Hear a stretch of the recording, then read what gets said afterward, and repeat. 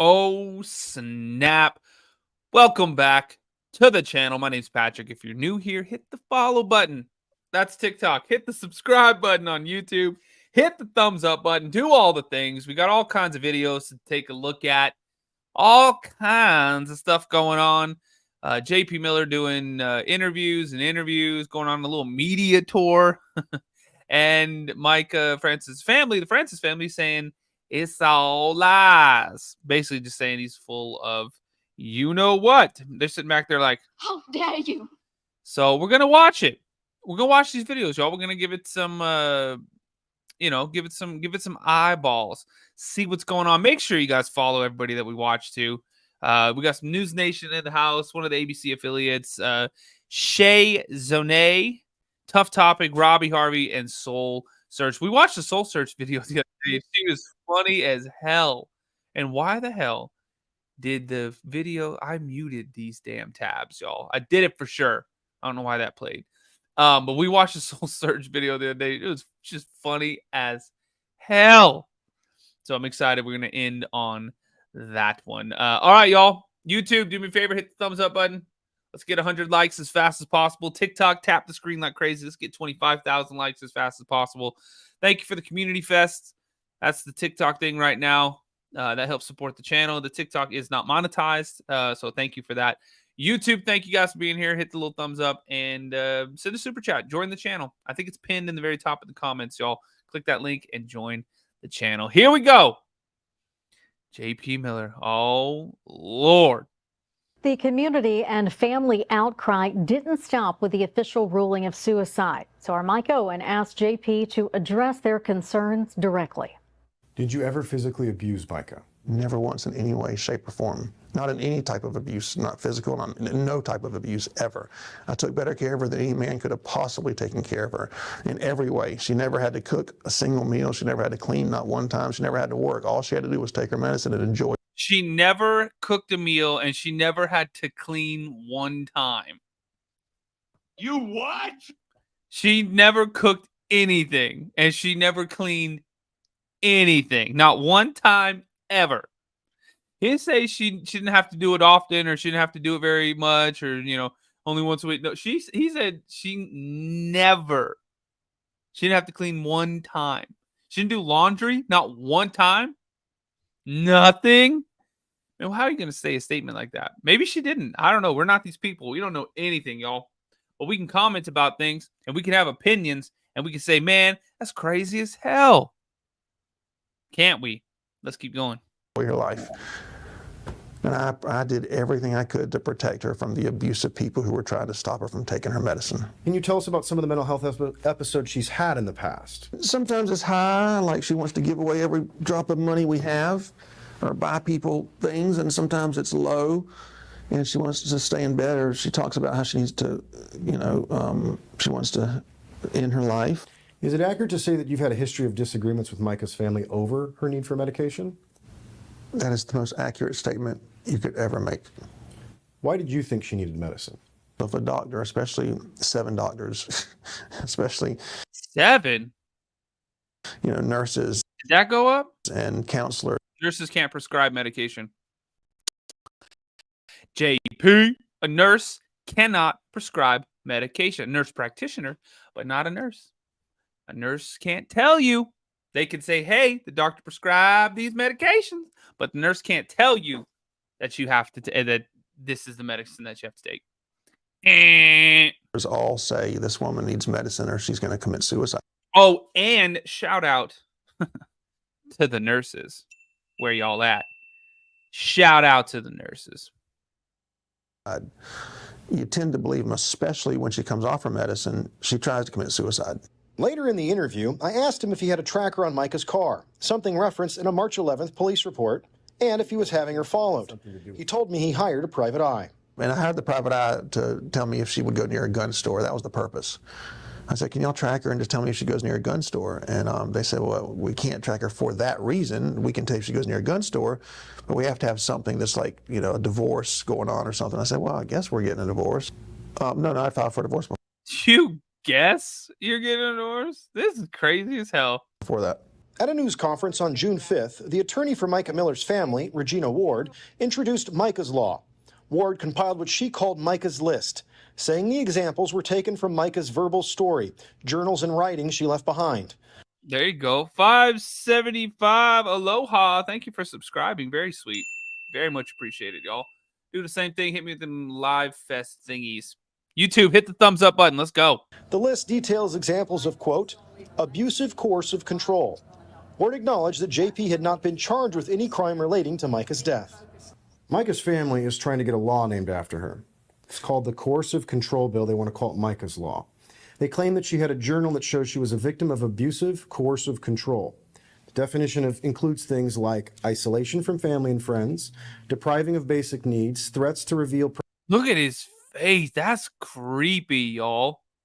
Ooh, that's just a very strange looking look right there. Just very, very bizarre. Private information, monitoring communications, and financial abuse. Those are some big allegations. Have you ever done any of these things to Mica? Never. Why do you think the family is trying to get this law passed and has this journal? Well, they want money and fame. They'll do anything for money. Then I asked him about specific examples. What? They want legislation passed to protect people from coercive control because they want money? You what? How? I mean, come on. What? Just say that out loud again. How does that make any sense at all? Oh, they want money. So they're going to try to have legislation passed to help victims of people that are, have a coercive control and abuse. Okay. Make that make sense. That's crazy as hell. Is that just me or did that just seem ridiculous as hell? Gracie, thank you. Of coercive control listed by Attorney Ward. You've never tried to isolate her from her family? Have I tried to isolate her? No. I have text messages where I'm What? You literally said you didn't want her around them because they wouldn't let her take her medicine. Oh my God. Y'all, we ain't gonna get through much of this video. I'm getting heated already. telling her you should give him another chance. She's the one that takes them. Mica did not, she loved her family. She did not trust them as far as you can spit. Have you ever threatened to reveal private information Oh my God. of Mica's? No. I think, wait, hold on. I think there was I think it was March 11th or 12th when we were at Honda. I was getting her mail to her, and she yelled something mean at me, and I threatened to show pictures of her. A group of people have repeatedly stood outside Miller's Solid Rock Church since her death, holding signs that say, "Justice for Mica." I want her to be remembered as a woman who loved her church more than anything. The very church that these idiot protesters, they're not even protesters really, they're just un-American people who were trying to scare Christians. But Un-American people? What is more American than exercising the First Amendment? Your freedom of speech. Did he call these people un-American?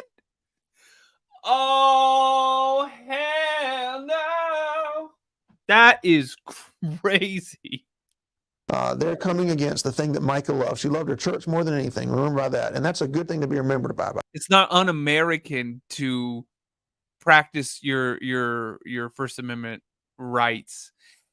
And especially if it's something you don't agree with, that's even more American because you're not supposed to agree on everything. Because if we agreed on everything, this world would suck. It'd be vanilla as hell. We would never have any kind of innovations. We never have any kind of growth ever. We'd be vanilla as hell if we all agreed. Disagreement, civil discord is supposed to be there, which is why we have the freedom of speech. Can I get an amen? Y'all, this may or may not be my third gin and tonic. Third double too. Stop it. Let's go. Hit the thumbs up button. Tap the screen like crazy. Let's go. By the way, she loved her husband more than anything in the world. Some people think that you're to blame for her death. What would you say to them? They're the biggest idiots on planet Earth. Whoa. I am the, actually, I'm offended. Just kidding. I am the only one not to blame. I'm the only one who tried to help her keep her alive. The 48 people I went to and said she needs her lithium or she's going to commit suicide, don't let her get a gun. Why does he have all these just random ass numbers? The 387 pages of documents, 48 people, the 18 people that texted her. Like, why are the numbers so damn specific? Not to blame. I'm the only one who tried to help her keep her alive. The 48 people I went to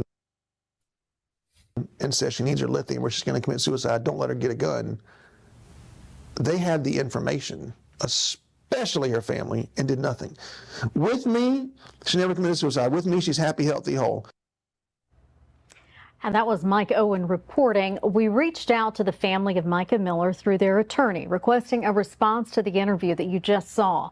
Mica's younger sister, Sierra, provided us a statement saying, quote, "Our main goal isn't to argue and make a scene. The goal is to remind everyone that Mica was a real person. This is a nationwide news story, but it's not just a story, it's her real life. She was a real person, and this is not just some crime story. We're fighting a real life situation. We're trying to get closure on what happened to our sister." So I have a lot of very interesting material for you tonight. If you were watching on Friday, thank you, as I always say, you probably saw that we had this incredible exclusive one-on-one interview. It was Pastor John Paul Miller, the husband of Mica Miller. And that story has just been, it's confounded all of us, frankly, right? We just can't understand how a healthy, beautiful. I like her shirt. You guys like her shirt? I don't know. It's just like a cool looking shirt. Too much gin and tonic. Seemingly happy young woman would just take her life. Just a few days after serving her husband with divorce. And then we started to see his behavior, and it was really weird. And we waited and tried to get his side of the story, and finally he agreed, and man, did he ever talk on Friday. And the things he said were pretty uncomfortable, especially for her family, because he kind of blamed them for everything. So we called Crazy as hell. them. And now they're doing. Damn, she said so. We called them. A big exclusive interview with us, and tonight you will be seeing that. They respond to everything. Let's go. Pastor JP. By the way, we got some more people coming in on YouTube. Y'all hit the thumbs up button for me. Let's get over 100 likes. Spreads the word about the live stream. Same thing on TikTok, y'all. If you want to see the videos, come over to YouTube, search The Mystery Project. That's the YouTube channel. Come on in, subscribe. You can watch the video. You can actually see the video with us. So come on over, y'all. But hit that thumbs up button. Miller said about his now late estranged wife, Mica Miller. All the things, all the lies, even the ones he copped to and then backtracked on. You will hear all of that in just a moment.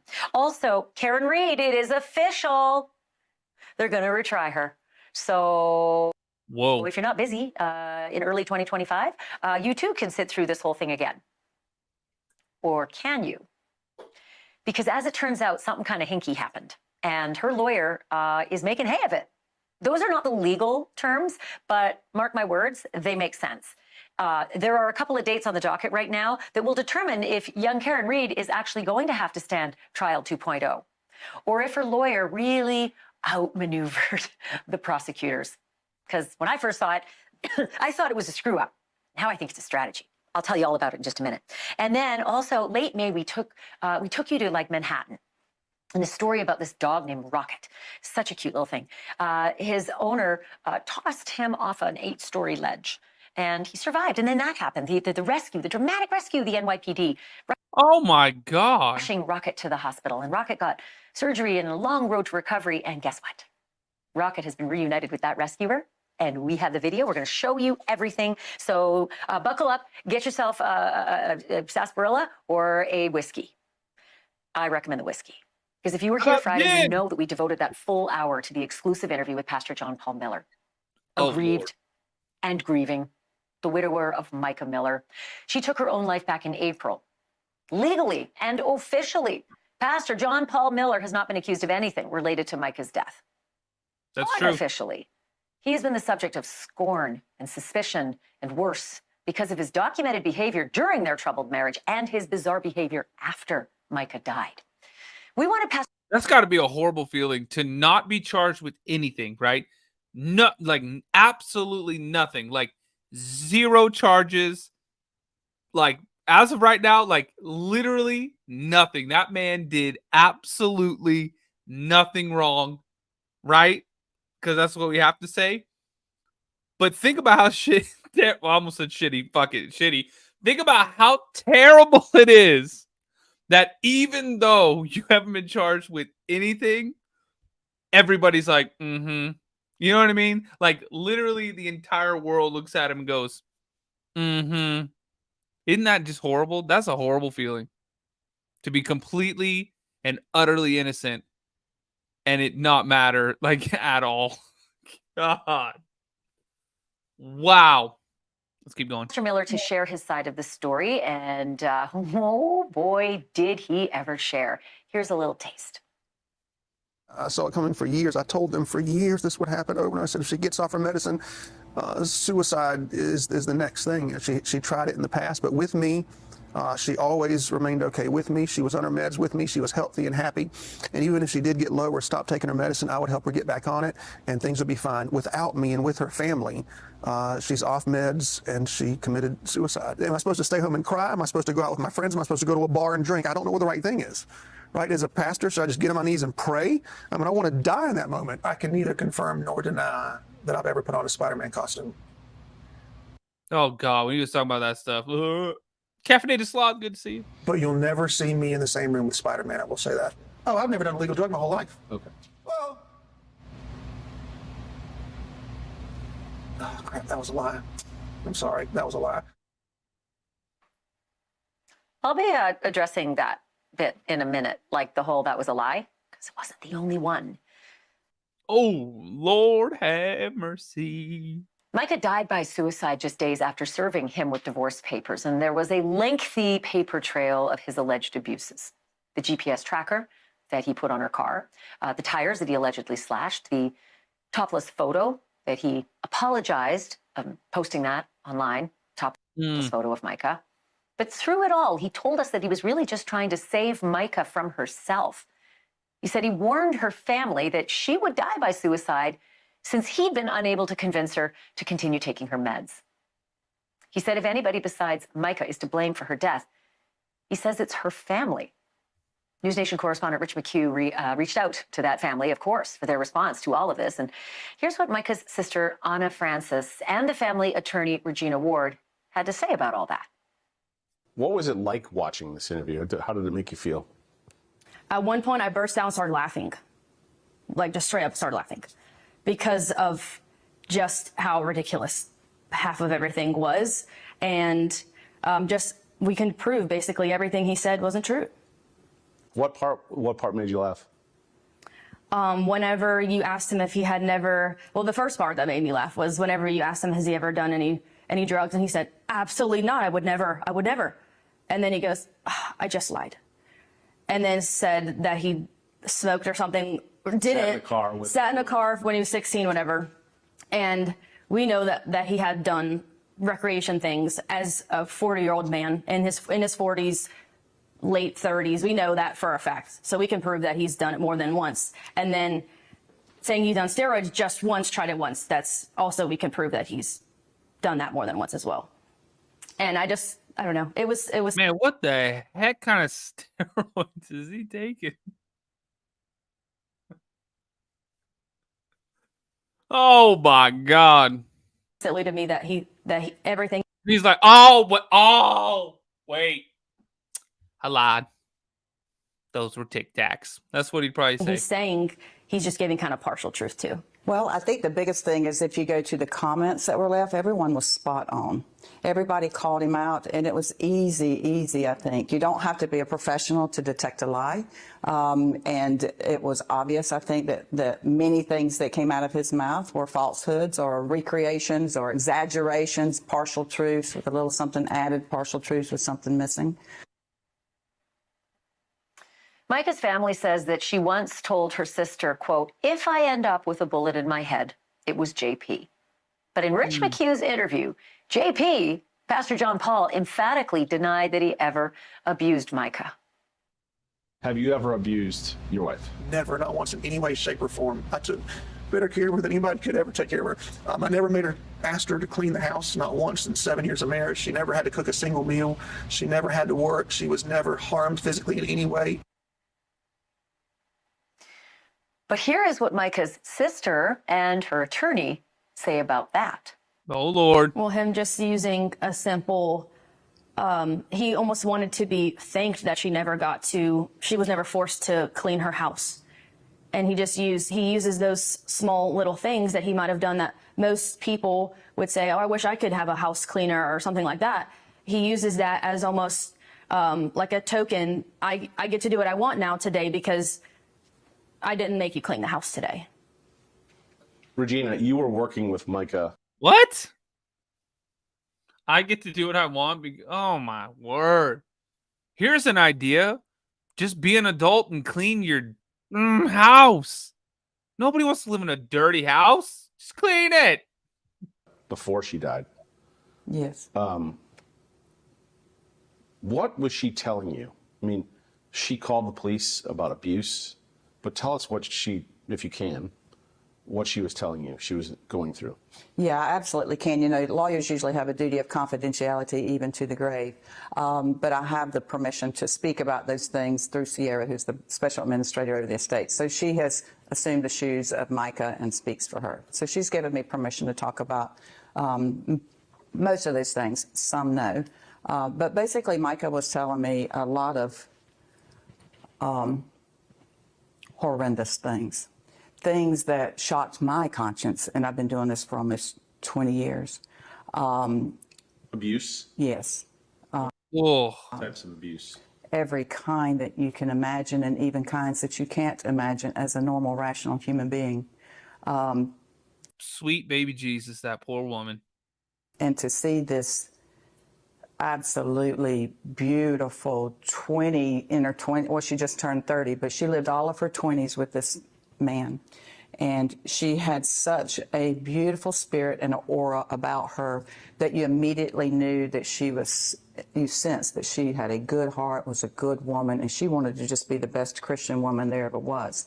And she was having such a hard time reconciling between what God's teachings say about forgiveness and to pray for our enemies and so forth, and her duty as a wife. She felt spiritually.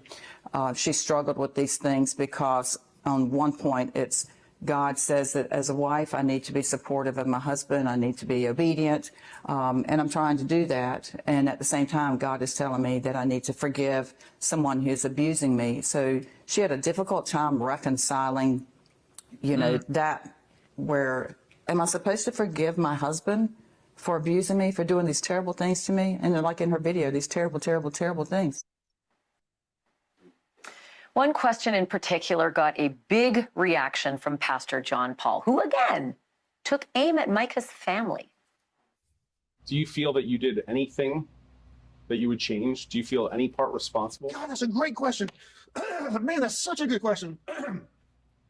Wow, what a good question. Can I have a second to think about it? Sure. Okay. Oh Dear Lord. my gosh, that's such a good question. What would I do differently? Oh man. I know what I do. I know what I do. I would not involve her family when she's having mental episodes and is schizophrenic and you know is off her meds. I would never have texted them. Naturally, Rich McQue also addressed that moment with Mica's sister and her attorney. Man, you know what would be crazy as hell? Is if something like that happened and like say some lady went out and did something right, and then they asked the husband, is there anything, or ex-husband, is there anything that you do differently? And the first thing that they said would have been, I'd have made sure I was there so that wouldn't have happened. Doesn't that seem like that'd be like in a hypothetical situation? If you could do anything different, you wouldn't say, I really wish I was there so I could have stopped it. Doesn't that seem like the thing an overwhelming majority of us would say? Not, oh, I wouldn't have involved her family. Huh? You wouldn't just not have it happen at all? Oh, Lord. Let's continue. Let's continue. If I'm condensing, I like Anna's tattoos too. Anna, come on, be on a live stream. Anna, right? Anna Francis?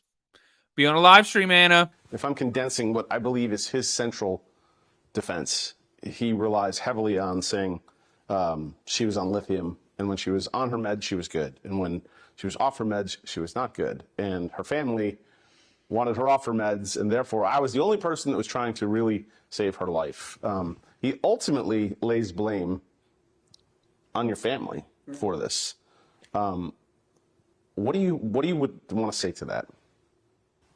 I would say that we wanted what Mica wanted.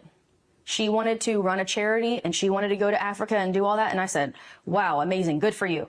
Like, that's awesome. I'm not as good a person as you, basically. Like, you have great aspirations for your life, everything you do. And if she said, I want to divorce John Paul, or I want to get back together, we would just support her, anything she said. So, Cheap Angel, right? Yeah. Thank you. and again, on like the medicine, I think that's just his He pronounces it Anna. his only way to kind of control the narrative is to talk about how mentally ill she was whenever she wasn't mentally ill her whole life. She only had any kind of signs, in his opinion, of being mentally ill since the day they got married. And 3 to 4 months after they got married is when she was first hospitalized. And then it just kept happening, and we were starting to see a pattern. And even through that pattern, I sometimes would speak up, and to the point where John Paul actually served me with a cease and desist letter a few years ago. And also, he put a stipulation on me and Mica's relationship and said, you have to write an apology letter to me to be able to talk to your sister. So if anyone was controlling whether Mica was speaking to her family, it was John Paul.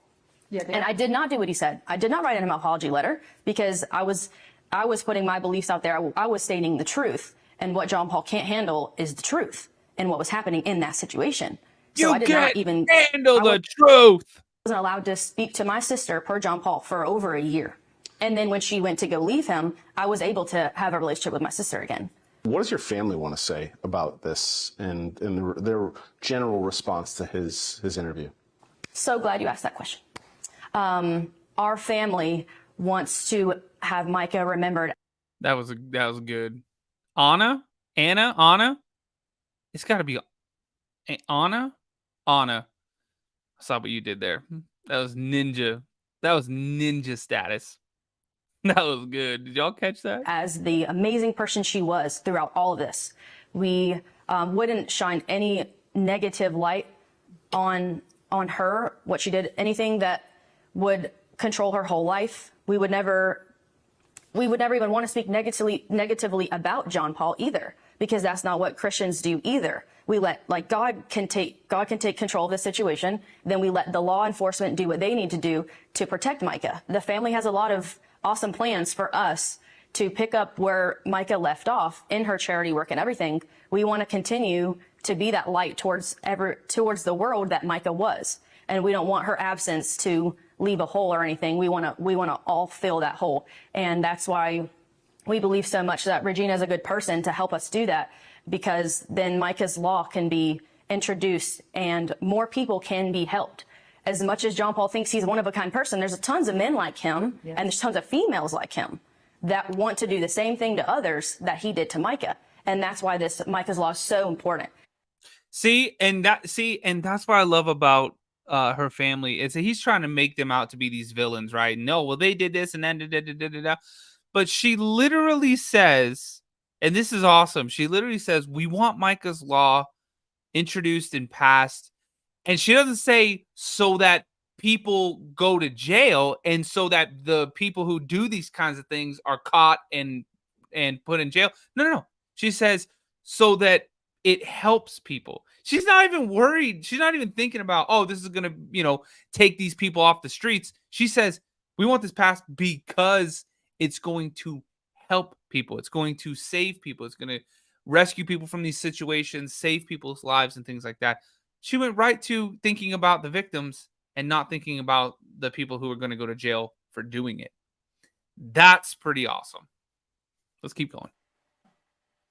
Oh, by the way, YouTube, we're at 120 likes. Keep tapping the screen like crazy, or the thumbs up button. Let's get 200 likes. TikTok, hit the follow button if you're new here. My name's Patrick. If you like true crime, I'm live every night. Subscribe on YouTube, The Mystery Project. Follow on TikTok, The Haunted Side. Do all the things, y'all, and let's keep going. I'm joined now by News Nation investigative correspondent Rich McQue, who conducted both the interviews with Pastor John Paul Miller and with Mica Miller's family. Rich, great job, especially on like nice polo, Rich. Walking the tightrope, because a lot of this you've got to discuss mental health, and it's very sensitive. But I want to just right off the top get your sense about Mica Miller's family. I mean, they're in mourning. They've lost her. She took her own life, and it's been just sort of a devastating series of weeks for them. But they seem very, very laser focused on a mission. Is that the sense that you got from them, that they have a plan? 100%, actually. They have not changed since I've met them, which is since this happened. They are laser focused. They are united. They talk there you go. daily as a There's KK, thank you. family. Everything goes through a decision process. They're united front, and they extend that, I believe, to Regina, their attorney. They want to get justice for their sister. They want her story to get out. They're doing this to help other people so this doesn't happen to other people. But they also just want the truth out. They don't want this kind of hanging over them and her sister's legacy. So I want to ask you about a couple of things, because you've done two very big interviews in a short period of time in which there was a lot of other breaking news. So forgive me if the audience is sort of catching up on some of this. But when you did the interview and we aired it on Friday with J.P. Miller, Pastor Miller, I mean, for those who didn't see it, the best way to characterize it is just bizarro. I mean, he seemed to cry at the drop of a hat, and crying seemed to be a central theme of the interview. Do I have that right? 1,000%, actually. I've done over 2,000 interviews in my career, and this was easily the craziest interview I've ever been a part of. The energy. That's suspicious. That's weird. Damn. He said, I've done 2,000 interviews, and this was easily the most bizarre. It was like being on a roller coaster. I didn't know where we were going. And ironically, there's a Ferris wheel behind him. I'll tell you what, it's like being on a Ferris wheel. Like, I would ask him a simple question, and all of a sudden it would elicit a response like we just saw. Several times he admitted, like, I asked him a question about, okay, you admitted, in a letter to Mica, you admitted that you'd hired a private eye, and you apologized for slashing her tires, and et cetera, et cetera. And I said, why did you stop the private eye? Why did you stop, why didn't you know where she was the day that she died? He said, I stopped because I ran out of money. And so we moved on. And after the interview, he texted me, he said, I'm sorry, I lied. I'm so sorry. That was not the real reason. So this was like an all-day thing. And it was all over the map. He was fidgeting, touching his nose. I was just trying to hang on and make sure I got through my questions so that we got through the whole interview. And we did. We went for over 2 hours. So we got it all. Well, it was a great interview. I think I was taken aback when right off the top he burst into tears almost before you even asked a question. And actually, I want to play a moment from your most recent interview with Mica Miller. I saw somebody did a nose touch counter, and it was like over 40 or almost 50 or 60 by the end of it. I was like, what the hell? They were like, family, and they reacted to all the crying. So let me roll that, and I'm going to ask you about it in a moment. Let's take a look. Sure. When he started crying, did that feel like that was authentic to you? As someone who attended Solid Rock for many years, he cried on stage almost every other Sunday. And I would invite friends to come with me because, I believe everyone should hear the word. And my friends would call it out and say, that was the fakest cry I've ever seen. And at first, I was almost going to defend John Paul. And then whenever I started seeing it over and over again, and people started pointing out all of his fake cries, then I just became numb to it. And then, obviously stopped going to the church, but he's just kind of known for doing that. So, damn. Rich, ultimately, is Mica's family happy that he did do this interview with you. And when I say that, obviously I'm angling here. Do they think they got something out of it, something that they actually might be able to use against him? I believe they do. I've heard from several of the family members. They thanked me and News Nation for doing this in an extensive way. They said this will help us. I asked Regina, like, what comes of this? Like, what did you see? And she said, oh, I plan to introduce this in court. There's a lot of ammunition. We were just provided. We understand, like, this, in her words, the web of lies that he's going to use to try and defend himself in court. So, yes, undoubtedly, they want him to keep speaking. They were surprised that his attorney let him do this interview in the first place.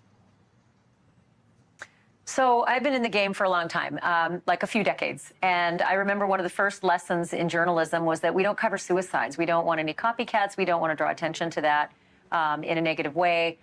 And this is a suicide. This is not a murder. John Paul has been charged with nothing. He hasn't been charged with abuse. He hasn't been charged with murder. No one thinks it's a murder in the official category. Unofficially, there's lots of chatter online. My question is, why does this story have such legs? There's something like 1 million people who watched that interview just online as of like this afternoon. I think, Ashley, it's because there's a phrase that has been coming back to us in the feedback, and it's called coercive control. It's also something that Mica's family is fighting for. They're saying, yeah, it's abuse in their opinion. What she went through was abuse, but it's all under this umbrella of coercive control. And there's millions of people, men and women across the United States, who are in these situations facing coercive control, and they can't get out of it. And so I think that's why so many people this is having an effect on them. And Mica's her family are trying to pass 100%. And I think it's because we naturally want an ending. We want a resolution. We want to see, like, we go to watch the movie, and if it just kept going and then just stopped, we'd be like, what? I want my money back. But we want to see how things resolve. And it just doesn't feel like this is resolved. It doesn't. It just doesn't. It doesn't. Now, does that mean does that mean anything, right? Because like everybody's saying, JP is completely innocent. As of right now, we know absolutely nothing. He's not being charged with anything. Nothing. But you know what I'm saying? This bill, I think it's called Mica's Law, which is about coercive control. And it would have set off a bunch of it would have tripped some alarm bells in the process, made it easier for her to leave. Whereas right now, like in the way the law currently is, it did not allow her an easy escape. Let's put it that way. Rich McQue, such great work. Thank you so much. Really appreciate that. And by the way, I don't want our audience to leave because, yeah, in a moment, we've got this whole jaw-dropping about face by the good pastor. Do you remember the apology letter that he wrote to Mica? The one that was teeming with regret for the way that he treated her. He now says he never meant a word of it. So perhaps it's no surprise that her family calls BS when he says he and Mica were on the road to reconciliation. Our family does have evidence that the last time they had any interaction was in close proximity with each other. It was the complete opposite of what he's saying it was. They did not kiss. They did not hug. They did not talk about getting back together. Also ahead, Mica's attorney says there may be evidence to support criminal charges against J.P. Miller. More of this exclusive interview next. Whoa.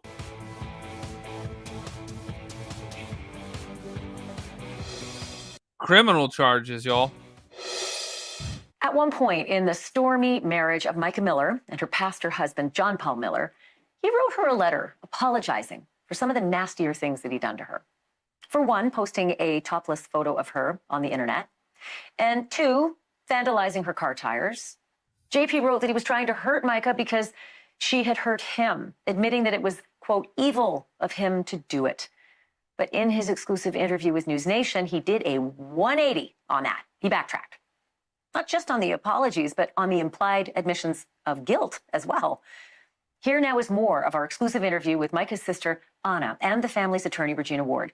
They both say that Pastor Miller's non-apology speaks volumes. As far as the email and him saying that, we're all referring to it as the apology letter.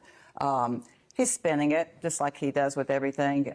He's been caught, okay, and now it's like, oh, how can I explain away? Because he always explains away everything. You know, there's something else that's motivating whatever is happening. So now that that's come forward, then he's got to say, oh goodness, how do I overcome this? I've just admitted all of these things. Oh, I know what I'll do. I'll just say that I admitted them because Mica said that she wanted me to. Our family does have evidence that the last time they had any interaction was in close proximity with each other. It was the complete opposite of what he's saying it was. They did not kiss. They did not hug. They did not talk about getting back together. If asking for that letter, why would he just lie and just say he did all these things to get her back on medication? She had been off of that medication for months. Oh man, Run 2J, good to see you, man. Thanks for popping in. In the course of that interview, News Nation correspondent Rich McQue showed Mica's sister and her lawyer video. This one. This is JP and Mica arguing at a car dealership just weeks before Mica's death. And Mica's sister says these are the pastor's true colors, and that the video may actually prove useful if he's ever prosecuted. Uh-oh, she's over there. I see your true colors shining through. And not the good ones like in the damn Troll movie. And Cyndi Lauper back in the 80s. It looked like he just got out of bed or something. I don't know. It was apparent that she was being tracked back then because he just showed up out of nowhere without her telling him where she was. And that happened multiple times. He was, again, trying to control, embarrass her. And so she has to call the police and say, I don't want him here. And he just shouts things at her to get a rise out of her, just like he would in his interview. Say things towards the family to try to get a rise out of us. And she rose above that, and so is our family. We're going to rise above the things that he's trying to put out there that are not true. It absolutely is evidence of abuse. And when Mica brought it to me and gave it to me, I was like, thank goodness that she got that. I wish it would have been longer, but she wasn't expecting him. So when she's trying to fumble around and get it going, and man, the minute that he saw that she got that going, that's when he's turning around to walk away. And I'm so grateful that she did get that, because I feel that without that little sliver of a video, that the world would not get an inside view of John Paul. He is. Do y'all think? Because didn't he like? Where did I hear it? Where do we all hear it that he like went to go to the apartment, or like he deleted, like he got a hold of her, like her diary. He like deleted her phone. You know, remember that? Where did we hear that from, y'all? Was that confirmed? Because I remember hearing that like he went in and like destroyed a whole bunch of evidence that she had. And I'm wondering, y'all, if that's true, was it a bunch of videos like that? Was it like recordings, you know, like that? And that's why he was like trying to get in. Yeah, when she was hospitalized, that's exactly when it was, Jen. Yes. Yes.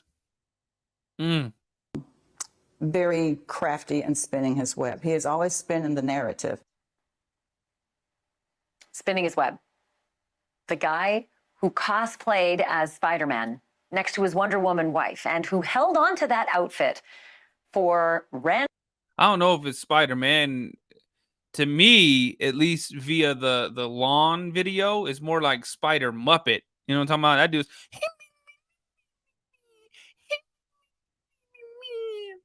You know how Spider-Man shoots webs out of his wrist or wherever the hell that comes out of? JP should have shot him out of his mouth and just, or like on this cheek over his mouth. I give up. Random walks around his neighborhood and around his town. But that's not a crime, is it? And the question still remains, will JP Miller, Pastor Miller, ever have to answer in criminal court or civil court for any part that he may have played in his wife's death? Mica's family attorney says if she has anything to say about it, yes. Well, as far as putting someone behind bars, that takes a prosecutor that has to meet those burdens of proof. I think that I have lots of evidence that would certainly support potentially a charge. In Mica's situation, it's not one single event. It's not the one single photo. It's not the one single take in her car. It's not the one single, different things that he did to her. It is all of that put together. And in the totality of the circumstances, that becomes a crime. We can't let this fish go. Or should I say Spider-Man? And I would like to talk about that for a minute. Isn't that appropriate for him? Spider-Man spins webs to navigate through a city or through a town, wherever he's going. That's how he gets through. John Paul Miller. That's true. I never, not one time, saw Spider-Man getting an Uber or paying car insurance, nothing. That man spun his little web everywhere. By the way, YouTube, hit the thumbs up button. Let's go. 35 more likes to 200. Hit the subscribe button if you're new here. My name's Patrick. You are something flew in my damn mouth. TikTok. Hit the follow button too. My name's Patrick. Tap the screen like crazy, y'all. 50,000 likes. Hit me with those little, what's it called? Community crown thingy. That's what TikTok cares about tonight. Let's keep going. Come on, y'all. YouTube, hit that thumbs up button. Is Spider-Man, because he's always spinning a web to navigate through life. That's what he does. Richard McQue conducted an exclusive interview with J.P. Miller. When the news about his wife, Mica Francis, unaliving herself Go Shay Zone. Came about, J.P. was actually pretty quiet. Now, make sure you follow all the creators in the description too. Everybody's tagged down there. This is Shay Zone. Down in the description, y'all. Give him a follow. They're all tagged down there. That's all changed as he seems to be going on a media tour. But it seems like the more he talks, the more he ends up contradicting himself. Hey, what's going on, guys? My name is Shane. For those who are new, welcome back if you're returning. An interview with the only living person who can help solve a mystery that, honestly, my friends, should not be a mystery at all. Mica Miller died by suicide. That happened back in April. And if you had told me in March that we and all the other networks and the internet would be covering her death like a high-profile murder, I wouldn't have believed it. I still keep finding myself going back into Chris Skinner's situation and how a quadriplegic was found drowned over Labor Day weekend while his wife so happens to be out of town. And you're going to tell me that happened only 2 weeks after Chris told JP to stay away from his wife and children, as well as potential grooming allegations from Mica. I've been deep diving into this case, and I found that Mica may have joined this church, or at least the social media, as early as the age of 10. Did you know that JP wasn't her first husband? Whoa, 10? Jeez. Jackie, can a pastor lose their title? I don't know how to word that. I'm sure they could lose their congregation. They might still have their little title, but the people can just choose to be like, I ain't following this dude anymore. Or, I guess sometimes we've seen it where these people do crazy things and then they go become these pastors or cult leaders and things like that, because they're crazy as hell. But I don't know. I think they're more worried about losing the congregation, which means the money, their tithes. That's what I think they're scared of. They don't want to lose that. They don't want to lose that almighty dollar. Husband, I didn't until about 24 hours ago. Who would this mystery husband be? We're going to get into that a little bit later. But what would you say if I happen to tell you that he was also JP's best friend? Yeah, this story keeps getting messier and messier as we find out some more. So today, we're going to get into the interview and see what JP has to say. A life centered on an erratic, controlling, and seemingly vindictive husband who's the pastor of a South Carolina church and whom she was in the process of divorcing. You and I have been talking since this happened, basically, communicating over text. Why now? Why the decision to speak now after all this time has passed? Where's your head at? Well, I think part of it is I finally got the approval of my attorneys to do so. They, the ones working on the defamation cases, they said it's easier to win a defamation case the more that people talk. And so they've been collecting a lot of evidence over the past while. I feel a part of me would be grateful that people are looking for answers now. If I was guilty, that's a different story. But keep in mind, JP seems very, very, very focused on his reputation. We saw that in the sermon that he's preached. We're seeing it already only 30 seconds into this interview. I think JP's reputation means more to him than Mica's life unfortunately ever did. And also, I think that now that some of the emotion has died down in the world, and with people that are led by their feelings, I think now they deserve to hear some logic and some truth. What do you mean that things have died down? I haven't stopped. And we're only getting louder and louder because every time you open your mouth, it's a contradiction. Okay. And make their own assessment. Do you miss her? Yes, sir.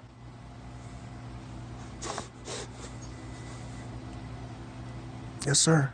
Did you feel... That's the first glimmer of sadness that I've seen come from him, and it only happened after the interviewer directly asked him if he misses her. I don't buy it. Did you see this coming? Yes, but it doesn't change at all the power of the pain of reality. I saw it coming for years. I told them for years this would happen over, and I said if she gets off her medicine, suicide is the next thing. She tried it in the past, but with me, she always remained okay with me. She was on her meds with me. She was healthy and happy. And even if she did get low or stop taking her medicine, I would help her get back on it, and things would be fine. Without me and with her family, she's off meds, and she committed suicide. And I told... Entertainment and educational purposes only, TikTok overlords. I know TikTok's been crazy as hell lately. I can't post anything on TikTok. So come over to YouTube, y'all. The Mystery Project on YouTube. That's where you'll find everything. And if anything happens to the old TikTok page, you know where to find me, y'all. The Mystery Project. Bam. Come on over. And if you're watching on YouTube right now, hit the like button. 24 likes to 200. This would happen over and over again. I tried my best to stop her from getting a gun. I went to judges. I have copies of all the police. I talked to her counselor, the pastor she was going to, her family, her friends. I told them all, don't let her get a gun. Do whatever it takes, prevent her from getting a gun. And when she was with me, she was never able to go that far. But with them, that's exactly what happened. Give me 1 second. Didn't he have like several firearms in his house with her? Like 6 is a number that seems like I heard. Get some receipts. So if you were such a doting and caring husband, you're claiming that you were the only one who tried to get Mica help. There was an incident when Mica was at the Waccamaw Center for Mental Health located in South Carolina. So why is it here that I have a screenshot from the workers at Waccamaw reporting to police that, quote, Mica was extremely weak and passed out twice while in the building. They were concerned she was under the influence. An unnamed female told police she and Mica went to the facility to get mental health help for Mica. John Paul pulled up and reportedly would not allow Mica to get the help she needed, per the report. The woman told police that JP had been mentally abusing Mica for an extended period of time by not allowing her to sleep, eat, or contact her family. This was not the first time Mica tried to get help, she further explained. Weeks prior, Mica went to the Cherokee County in an attempt to leave JP and get mental health treatment. While she was away, JP allegedly had a mental breakdown and stated that he was suicidal, resulting in Myrtle Beach Police Department conducting welfare checks on him. That doesn't really sound like someone trying to help somebody get help. That sounds crazy as hell. Anyway, let's keep listening to how much you cared about your wife. Destroyed me. Damn. And I still haven't really grasped it. Like it hasn't. I kind of keep putting off the reality of it, and I try not to think about it as much as I can. What was going on in your marriage the week Mica died? The week she died, we didn't talk that entire week. I emailed her several times that week, and my regular emails are sending her letters telling her that I love her, and she came over to the house. The last time I saw her was a few weeks before she passed away. We spent about 4 hours together, and we hugged and kissed, and she was in and out of psychotic conversations. She would say, one thing about double agents that are following her. That was one of the... I just noticed he has hand tattoos. I noticed the cross, but when he just itched his nose there. She would say, one... Z-E-A-L, zeal. What the heck? Zeal, biblical meaning? Zeal in Christianity is a burning desire to please God, to do his will, and to advance his glory in the world in every possible way. The thing about double agents that are following her, that was one of the phrases she would use when she was off her meds, double agents. The other phrase she would say... Yeah, because she knew that you were hiring a PI to find her. Say she wants to come home so bad, but her family won't let her.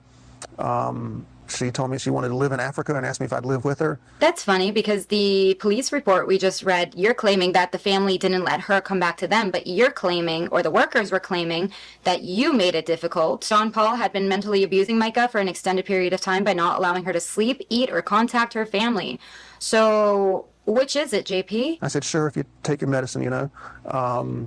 And so she told me if I'd give her some money and if I would write her a letter saying certain things in this letter that she would take her medicine. And so I tried that, and but she desperately wanted to come home. She was just so afraid her family would disown her.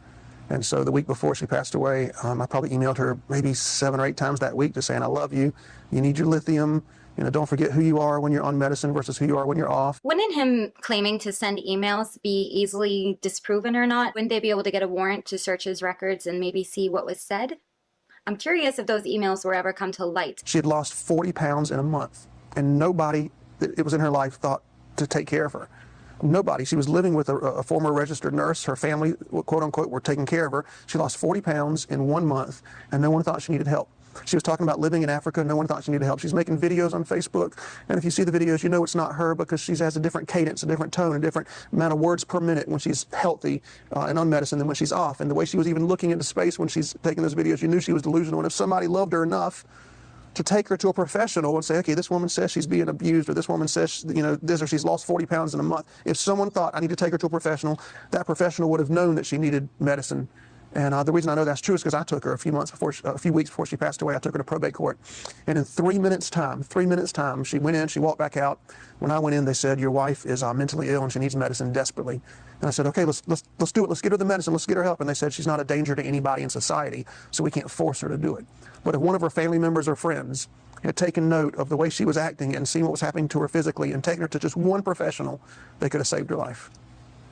Where were you when Mica died? It was on a Saturday. I was in Charleston with about 100 people from my kids' school. They did look into his alibi and see that he was at the school. I believe he did have enough time to come back, but here's the thing. I still, to this day, don't believe JP ever pulled a trigger. With that being said, years and years and years and years and years and years will mess with your psyche. Again, there's reports of her trying to go to a mental health facility, and here JP is showing up. On November 28th, 2022, HCPD, which I looked up as the Horry County Police Department, responded to a call of a female locked in the bathroom of the Waccamaw Mental Health Facility in Myrtle Beach. Officers arrived on scene to find Mica Miller Mica Francis, sitting in the passenger seat of a Ram truck in the parking lot with JP Miller, who was trying to take her from the scene, according to the report. JP was interrupting Mica and would not allow her to speak to officers, the report alleged. The names are redacted from the reports. However, our FOIA request was for records pertaining to JP Miller, and he is the only male referenced in the report. The report makes it clear that the female seeking mental health treatment was his wife, Mica Francis. Oh, a Ram truck? That's funny, because I just so happen to also do a video not long ago covering the 911 phone call from Sierra Francis, who is Mica Francis's sister. Do you remember, JP, when you were allegedly threatening the poor girls because you got into this weird blowout fight with Mica? She left, she stayed with her sister, and you decided to call the girl, Mica, come down the street, Mica. But in doing so, you gave me a little piece of information. I had called earlier and filed a police report with my sister-lover spouse who said he's going to come over and that he was threatening that he had a weapon with him. Yes, ma'am. He said that he would be here at 12:55. Do you know what kind of car he would be in?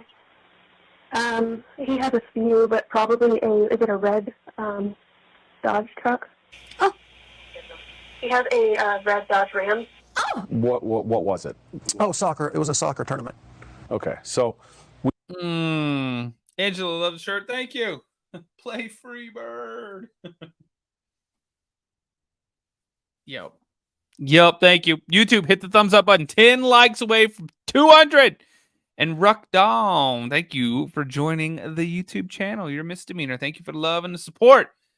TikTok, hit the follow button if you're new here. Tap the screen like crazy. 50,000 likes. We're almost there. And thank you for the community crowns. That's what TikTok cares about tonight. You know, I've gone through Mica's last day, pretty much almost down to the minute. Bring us through your last day. You said soccer. Were there any? Do you have any documentation that they were there? Oh, you're asking because okay, I got you. Yeah, of course. Yeah, I can't believe people. Oh my Lord. So yeah, I was with about. I hate the way he reacted to it. He keeps wanting to pretend like he doesn't know or hear everything that's going on. If you're so worried about your reputation, so much so that you're looking into defamation lawsuits, you know what's going on and you know what's being said about you. 100 people. We had dinner that night. We were all together at the soccer fields that day. Afterwards, after the soccer game, somebody was with me the entire time. Who I can't name due to legal purposes, but I will say it's somebody that I love more than anything else on planet Earth. Man or woman? Young person. Possibly his children from first wife. I'm not really sure. I don't know if it matters entirely. Due to legal purposes, but somebody that I am responsible for and love very, very much. And that person was with me, and we went shopping in Charleston, and we got food in Charleston, and there's all the receipts from that throughout the time. I think we might have gotten gas too, and then made it back to Myrtle Beach. And I was just actually looking today at emails that I sent her that day. I sent her 4 emails that day, and I just noticed today that 2 of those she wasn't able to read because it was after it had happened. What do you think happened that day?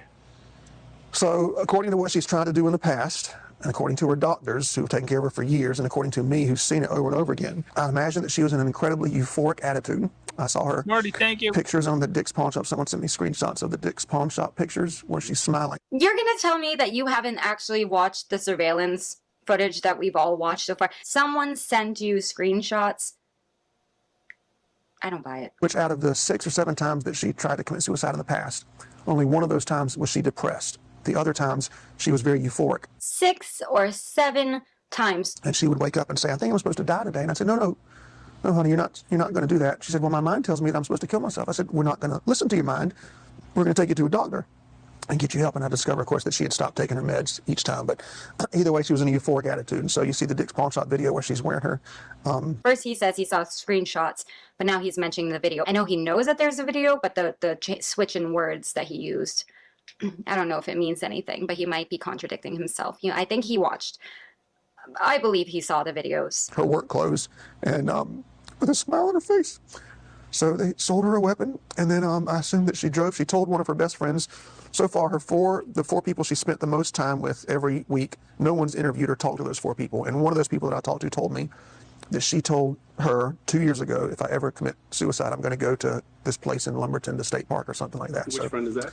I probably wouldn't want to name her because I saw this friend one time here in public for 30 seconds. And of course, Robbie S. Harvey, as usual, got somebody to take a picture and destroyed the girl's life, brought up her past and horrible things about her. So people are scared to tell the truth or to talk about the good things of Mica because of the social media. So this friend says that Mica told her, if I'm going to take my life, I will probably do it in Lumberton River State Park. She told me that after Mica passed away, but she told me that Mica told her that 2 years ago. Yeah. So let me get this right. JP is claiming that Mica confided in one of her friends. He won't name her here due to just saying that she probably wouldn't want me to disclose her name. So possibly Charlotte, possibly another friend in Mica's life, if she was going to unalive herself, that it would be in this particular state park, the Lumber River State Park. Although she wasn't named, I don't believe the friend could technically file for defamation, but if a friend of mine, if a good friend of mine came up to me and said, hey, if I ever did this, it would be here, it just wouldn't be brushed under the rug. I thought I would think something would be said either to Mica's family. Has Mica's father or sister even mentioned the friend saying something? Because even if this friend, didn't like JP or didn't trust JP enough to go to him with this information that Mica has divulged, wouldn't you go to like her parents at the very least and say, hey, this is what Mica told me, is a little concerning? But the interviews I've seen with Mica's family so far, there was no like sentimental value to that particular location. Did she say why? Why that location? She said because Mica told her it was peaceful and outdoors. And Mica did love the outdoors, loved the outdoors. Vacations were outdoory vacations because that's what she loved. But he's about to ask, has she ever been there? We looked at the Google Maps of like all the locations, the gas station, the highway, the Lumber River, Solid Rock, her potential roads of travel, how Mica got from point A to point B. And she was surrounded by woods. If she wanted somewhere secluded and peaceful, there were plenty of options. She did not have to travel an hour out of her way into a different state to do so. No, not that I know of. Not ever that I know of. Do you guys have any connection to that area? Not at all. Have you been there? Nope. I've never even heard of the place. I never even heard of, what's the city? Robeson County. I've never even heard of there before. So did it strike you as, before you heard this, It might be just me, but I think him trying to recall what city or county it was in was just a way to almost reiterate his innocence in this case. So did it strike you as, before you heard this, did it strike you as odd when you heard that where she went and what they say allegedly happened? Did you question it at all? Well, I didn't think it was real. I thought her family had made it up and had somebody call me and say that. So that's one big thing. I didn't think it was real. When I found out it was real, you know how like you tell somebody something, you tell them. Then when it happens, you don't want to say I told you so because it's a horrible thing. That's what I felt like. I felt like I told y'all, like I told her family this so many times you can't imagine. I told her friends this. I told everybody. I said, if y'all don't get her lithium, she's going to commit suicide. Her doctor told her this on paperwork where her doctor said this. And then when I get the call, I felt like the world's biggest failure because I spent the past 3 months when her family got her out of the hospital and didn't bring her home. And her dad talked her into buying him a car and all this stuff was happening. It was all crazy. I made a vow that I was going to do something every single day to try to get her back on her lithium and save her life. And so every day I did something. Sometimes I did 4, 5, 6, 7 things. Some days it's just one thing. But every day, whether it was an email, a text, visit someone, talk to a family member, talk to a friend, go somewhere, go to a judge, go to probate, I'm going to do something to save her life. And I spent every single day for those 3 months doing that. So getting that phone call made me feel like the world's greatest failure. I was against the whole world because everyone told me that it wasn't true and that I was making it up and that whatever they were saying. So it was me against the world for 3 months and I failed. What was the call and who was the call from? He didn't even answer the first part of that question. He just talks about, again, him basically reiterating over and over again, guys, I told you this would happen. I told you this would happen. Look at what happened. When her family got her out of the hospital and didn't bring her home. And her dad talked her into buying him a car and all this stuff was happening. It was all crazy. I made a vow that I was going to do something every single day to try to get her back on her lithium and save her life. And so every day I did something. Sometimes I did 4, 5, 6, 7 things. Some days it's just one thing. But every day, whether it was an email, a text, visit someone, talk to a family member, talk to a friend, go somewhere, go to a judge, go to probate, I'm going to do something to save her life. And I spent every single day for those 3 months doing that. So getting that phone call made me feel like the world's greatest failure. I was against the whole world because everyone told me that it wasn't true and that I was making it up and that whatever they were saying. So it was me against the world for 3 months and I failed. I think it's very strange that he's holding a little soccer ball during this interview as well, and his alibi is that he was at a tournament while Mica did all of this. What was the call and who was the call from and what did they say? Man, it was a man. I got a call and it was I think it was a detective, And I remember him being very calm and very nonchalant. And so that's when I thought, well, this is not real. And so I started screaming. I had a family member that was there with me. I started screaming for them to use their phone to call the hospital where the guy said she was at. And my family member called the hospital and said it was real. Why is he saying my family member? Like, he's having a real hard time being specific with certain details. Like, he won't name certain people. I get if he was with his child who's a minor, they might not be able to be named at the moment per his lawyer's recommendations.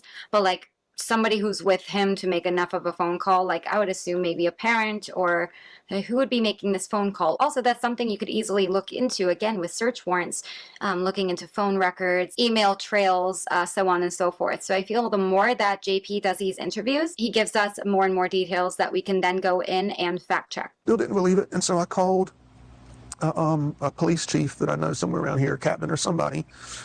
And I said, there's a detective named such and such on the phone telling me these things. Like, is this real? Is this a real person or not? And that person told me that it was real as well. Why would you need confirmation? Why, like, no, who would call you and joke about that? Why would you think that's a joke? Especially if a detective or you talk to a police chief, like nobody's going to go to that great of a length to tell you a lie that can be easily disproven if Mica is still alive. So you don't believe it at first. Also, you don't remember who called you? I remember screaming really loud and throwing up everywhere. And what did they tell you? I remember throwing up. Did I have spaghetti that day? It was a lot of throw up. It was something red. What? Okay, you don't remember who called you to tell you your wife unalived herself, but you can remember what you ate that day? I also feel like it's a... I said that. I remember saying that. That was weird. A way to buy himself more time to think of his answers a little more carefully, because the interviewer asks him another question, what did they say? And he's still stuck on this throw up thing. I don't think he didn't hear them. I think he's just trying to buy himself more time. I'm sorry? What did they tell you? I don't remember that. Oh, no, I don't remember that. Hold on. I don't remember. He said, my family member called the hospital and spoke to, I think, either the head nurse or medical examiner or somebody. And that lady read me stuff that the Robeson County, I guess, had wrote on a piece of paper. And she was reading me suicide and the weapon and where it was at and all these different facts. And so then because the detective would not tell me it was suicide. And then I called him. They can't tell you that, though. Nurses, fact check. You can't tell people what's going on over the phone because that's HIPAA, isn't it? You have to say you need to come in, like you need to be here. You can't just be like, oh, this person da da da da da da da da, and like ramble off a bunch of things about somebody, anything to do with any kind of medical thing. Whether they're alive or not. You can't say anything. That's illegal. That's big time no-nos. Him back and told him what the hospital told me, and he was pissed off and asked me who that lady's name was, and I didn't know her name. So you're telling me that you get a call, which in your words, by the way, Not unless you verify them, Nurse KK says. you said you got a call late at night, late last night. You're also in contact with a detective who wouldn't give you that information. So you call the hospital, the lady gives you the information. You then talk to the detective again because now the detective is upset that that lady gave you the information, all within. And if I didn't know, I wasn't going to tell him anyway because I'm glad she told me. I'm glad she told me. I'm glad she told me. I said, is this stuff true? And I can't remember if he said yes or just hung up. I don't remember. Do you remember what he said, though? Oh, man, I don't remember at all. If I try to enunciate it, I'll probably be making something up based on all the crashing of everything going on. So I can't tell you for sure. What? Did you ever question the findings that the authorities gave to you that this was suicide? No, I mean, I'm not a detective. I watched Scooby-Doo growing up, but that's what everybody seems to be acting like, is they're, part of the mystery machine. But my Lord, like, let my wife, let her be at peace. Like, she's in heaven. She's not worrying about all this stuff. Let her rest. Let her memory rest. She had suicidal. Oh my God, that's bizarre too. That's bizarre. Imagine, let's just go into a dream world, okay? Just imagine there's this lady and something happens to her, and they're like, "Oh, we believe she did it to herself. We're gonna go with she did it to herself." But there's like even a sliver of a doubt that you're like, maybe somebody did this to her, and you go, "Oh, no, you know what? Nah, let's not even investigate that. She's in heaven now. She's having the time of her life. No need to investigate it. Even if there's like a 0.00001% chance that somebody else did it. This hypothetical wife just needs to rest in peace." What? If you even have the slightest gut feeling that something could have happened, wouldn't you be all over that? Wouldn't you be all over that? I don't know. Call me crazy, but I feel like I would. Tendencies over and over, year after year, off medication especially. She went to Dick's Pawn Shop before, purchased a weapon, and tried to do the same thing. Wait, what? She went to Dick's Pawn Shop before, try to purchase a weapon and do the same thing? Are you alluding to, this isn't, correct me if I'm wrong, but if you have history of mental health or like you've been in facilities and stuff, wouldn't it be difficult for you to get your hands on a firearm? I'm not entirely sure, so maybe someone can educate me below, but I'm honestly curious. Depends. It's because he's saying that she's gone to Dick's Pawn Shop before, purchased a weapon, tried to unalive herself, but it was clearly unsuccessful because she's still around. Wait. She drove out in the middle of nowhere. She called 911, left a voice message. I don't really understand what else could be. You left a voice message with 911? Can you imagine calling 911 and they're like, we're sorry, we're unable to get to the phone right now. Your call is important to us. Please stay on the line and the next available representative will be happy to assist you in your emergency. But you know what? I'm not a professional, so I don't know. In other words, it all added up to you. It made sense to you. I mean, I'm not a detective. If she had heart surgery, I'm not going to question the heart surgeon. It doesn't even have to be my spouse. If someone I care about is going in for heart surgery, I'm just going to be like, well, you're the doctor. You know what you're doing. I'm not You're going to want to know what's happening, how long it's going to be. going to question anything. So the detective tells you that this is what happened, so you're just going to believe it. I don't know anything about detective work at all. Right, but it's your wife. I mean, it's... And them telling you her life I'm not a detective. Yeah, but it's your wife. has ended. Are you trying to ask me if I think somebody murdered her? You're just figuring out that now? Wow. Do you think anybody murdered her? No. We're going to get into the part of the interview where JP allegedly tried raising Mica from the dead. I got this lay next to her body and spent time with her body about 4 times this week, and each time it still didn't hit me. I thought she was going to wake up. I even tried to raise her from the dead one time this week. 4 times he's been to the morgue to lay with her body, and then he attempted to raise her from the dead. One of the things that raised eyebrows initially for the public was when you gave a sermon here and you announced publicly that she had committed suicide. I don't mean to interrupt, but pay attention to what JP is doing with his hands. As someone who has chronic anxiety, I tend to fidget quite a bit. I will do things with my hands, whether it's like rubbing my fingers together or I'll just rub them on my thighs. I'm very, very fidgety, especially when I'm extremely anxious or nervous. And the way that he's playing with this soccer ball in his hands is just giving me that suspicion that he's on the inside, the man is feeling the pressure. And you attributed it to her mental health. Why did you feel the need to come out with that at that moment? That's a great question. So first, let's discuss why I preached that morning. Is that okay? Okay, so people have been asking that. So have you ever taken any psychology classes or anything like that? Very few. Okay, yeah, I haven't taken any. So I would love to find a book or a Jackie says, if you want her to rest in peace, why try to raise her from the dead? Good question, Jackie. Psychology professor or someone that could tell me the correct response when you spend 7 years trying to keep someone alive by just taking a few pills that their family tells them not to take.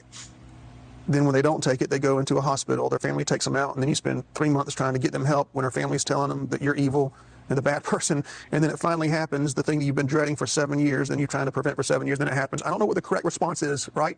Am I supposed to stay home and cry? Am I supposed to go out with my friends? Am I supposed to go to a bar and drink? I don't know what the right thing is, right? As a pastor, should I just get on my knees and pray? I mean, I want to die in that moment, and so... I mean, I get that you might not know what the best thing to do, but probably going like 3 days later with another woman to a sushi bar that you and your deceased wife frequented probably wasn't the best move. I mean... The next morning, I remember thinking, okay, if I stay... Sushi bar, huh? I'm probably going to kill myself. I'm probably going to just go to heaven and be with her and be done. Because I need to be around people, but I don't want to be around people and come to church and I'm not going to preach, because then I'll be judging the guy that's preaching the whole time, and I can preach just as easy as... Don, thank you for the super sticker. Appreciate the love. Appreciate the support, y'all. By the way, YouTube, hit the thumbs up button. Hit the subscribe button if you're new here. My name's Patrick. If you like true crime, I'm live every night. We're live on TikTok as well. TikTok, do the same thing. Hit the follow button. Tap the screen like crazy. Nurse KK, thank you for the little crown thing. We're almost halfway there. We got one more to halfway there, because that's all TikTok cares about right now. They're in their little, whatever that is, community fest. So thanks for that. It helps spread the word about the live stream. Very, very sweet of you guys. Let's keep going, y'all. Let's keep going. But YouTube, hit that thumbs up button. Let's get 300 likes. I can breathe. So I'm just going to go in the mode of what I'm normally going to do and just continue my life normally until I finally have to deal with what's going on. And so I didn't know what else to do. I didn't know the right response. I wish somebody had told me, in hindsight, if I go back in time, I probably would have done the same thing and still... What's shocking too is that he goes, I just want to continue doing what I do normally. And it's like, man, if this is a glimpse of what normal life is for you, whoa. Bruh. That's crazy as hell. Preached.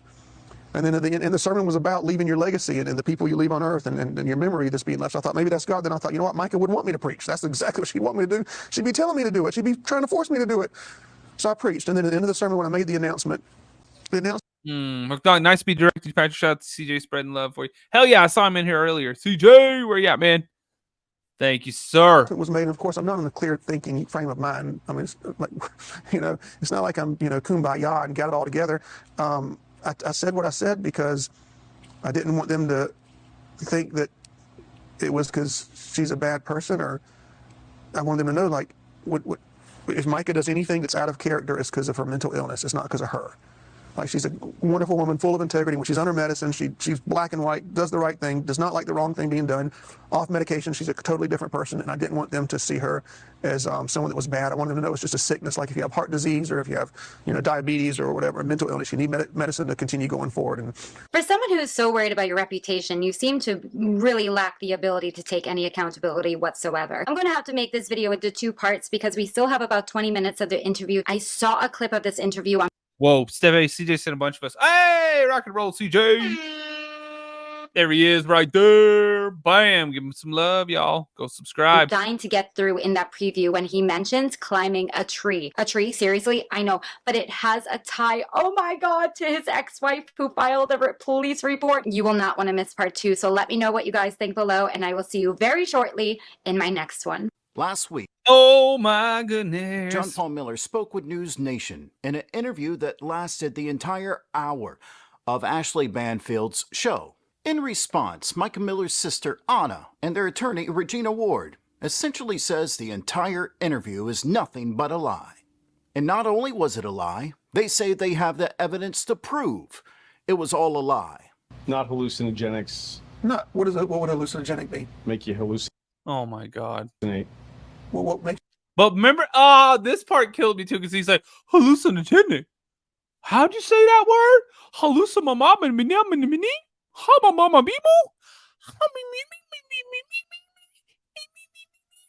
But then he literally is talking about Mica's diary and said that it sounded, or it looked like, what do you say, a clown? Or no, he said writing. He said it sounded like somebody writing a novel on acid. What? How'd you know what acid is? John Paul Miller, how'd you know what acid is, but you don't know what hallucinogenics are? You must be hallucinogenating now. She hallucinate. Drugs. Like illegal drugs? I do said drugs. Hallucinogenic drugs, yeah. No, Advil. Jesus Christ. Take 3 of those things and see what you start seeing. Oh my God, I feel like my back pain's disappearing. I must be hallucinating. Oh, I've never done a legal drug my whole life. Okay. Well, oh, crap, that was a lie. I'm sorry, that was a lie. When I was 16 years old, one time I was in a truck with 2 of my friends, and they were both smoking pot. I didn't smoke any, but they do a thing called hot box. Hot box. Why'd you say it like that? Hot box. He's in high school getting hot boxed. What I said the other night, I'm not going to say it again. It was funny, though. And so I got some of that. And I tried steroids one time. Whenever you asked him if he had never, well, the first part that made me laugh was whenever you asked him, has he ever done any drugs? And he said, absolutely not. I would never. And then he goes, I just lied. And then said that he smoked. Sherry, you're welcome. Or something. Sat in a car when he was 16. Sweet baby Ray. He said that, and then I was like, that he did it in he was like in high school. They hotboxed him, and I was like, because that's still. I'm not gonna say it. Y'all know what I said. Whatever. And the OGs know.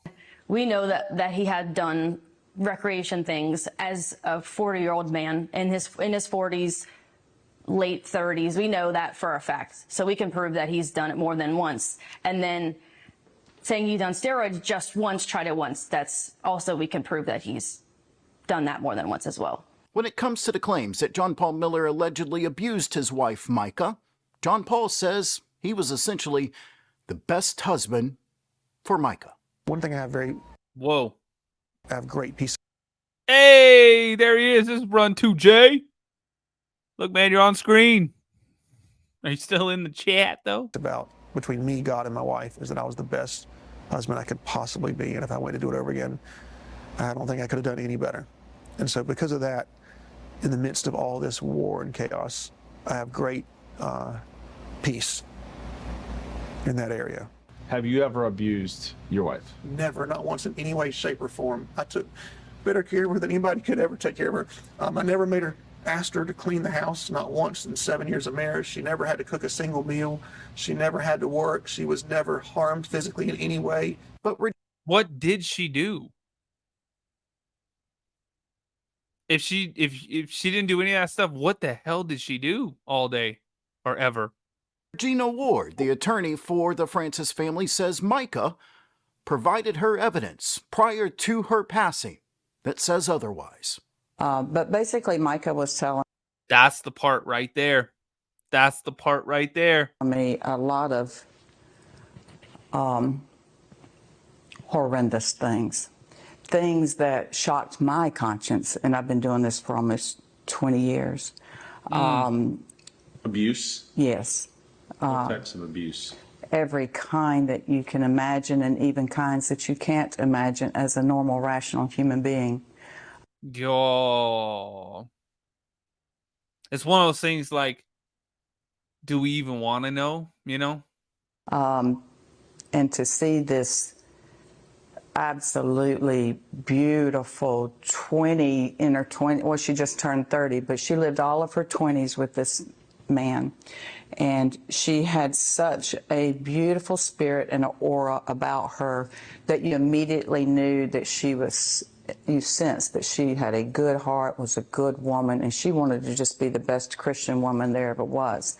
And she was having such a hard time reconciling between what God's teachings say about forgiveness and to pray for our enemies and so forth, and her duty as a wife, she felt spiritually. Oh my goodness. Just imagine hypothetically. This is another hypothetical situation that you got this preacher dude up to some crazy things, right? Hypothetically. And he's like, man, I gotta find myself. He's sitting there like, you know, like the used car salesman slinging the keys around, like, he's like, I gotta find myself a wife. And then he starts looking around at his congregation. Not even that. Hypothetically, he starts looking at his, like, what's it called? Youth groups, youth ministry thing. He starts looking in there. Which one of these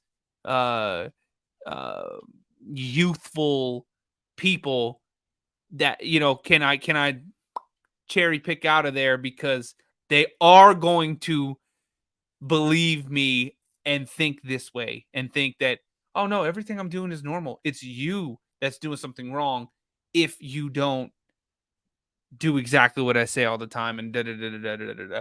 Hypothetically.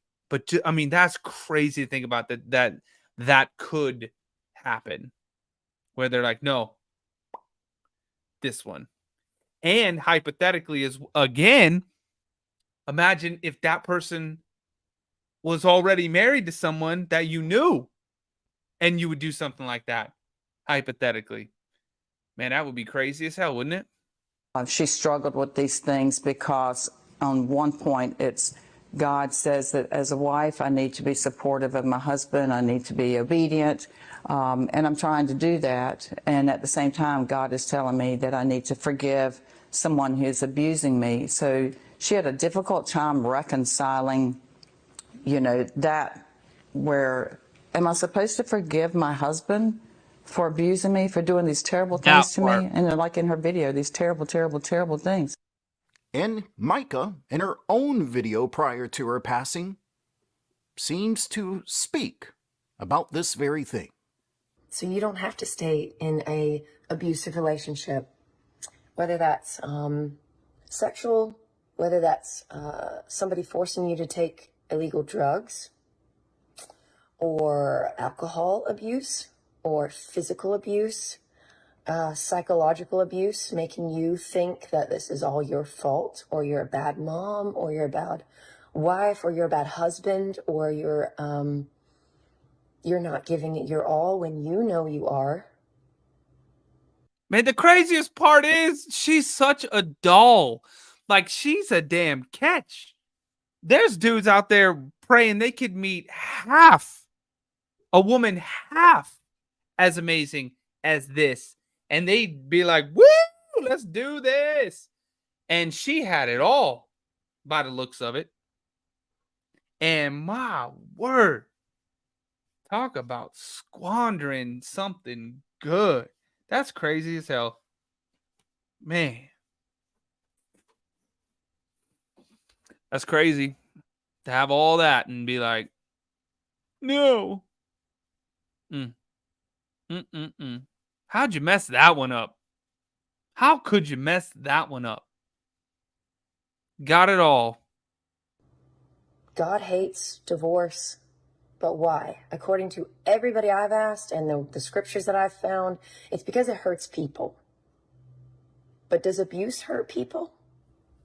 But it's not just the Francis family and Regina Ward who says John Paul Miller lied throughout the interview. John Paul Miller himself admits that he lied in the interview. Rich McQue, the investigative journalist for News Nation, says he's done thousands of interviews, and this one is the most bizarre he's ever conducted.